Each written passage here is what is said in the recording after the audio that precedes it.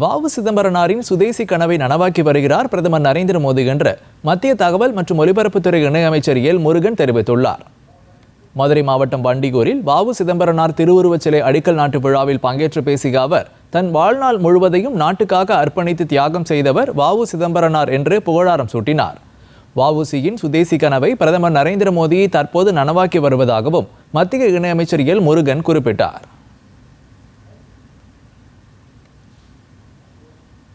வஉசி ஐயா அவர்கள் என்ன கனவு கண்டாரோ, அவர் எதற்காக சுதேசி கப்பலை ஓட்டினாரோ, அந்த சுதேசி இயக்கத்தை ஐயாவுடைய